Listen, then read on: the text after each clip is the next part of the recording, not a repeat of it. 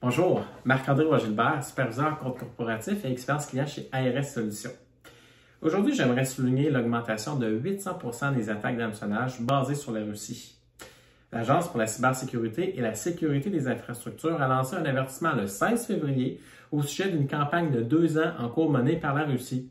Le PDG d'Avana, Gil Friedrich, a déclaré que son entreprise traite généralement environ 100 millions de courriels de clients par jour. Pour chaque tranche de 100 000 courriels traités, l'entreprise trouve habituellement entre 30 et 50 attaques d'hameçonnage et normalement, seule une infime partie de cette activité, environ 1%, correspond à des attaques de collecte d'informations et d'identification. Mais là, on parle d'une augmentation spectaculaire, passant de 50 à 400 par jour depuis le 27 février. Donc, si vous recevez plus de courriels étranges depuis les dernières semaines, il se peut fort bien que ce soit relié. L'activité observée jusqu'à présent ne semble pas suivre la même stratégie de masse que celle qu'on observe habituellement dans les attaques d'hameçonnage.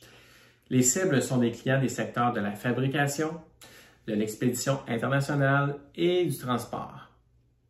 L'augmentation aussi de ces attaques coïnciderait avec les premiers jours d'une invasion de l'Ukraine par la Russie qui a entraîné des sévères sanctions économiques contre les pays et son économie.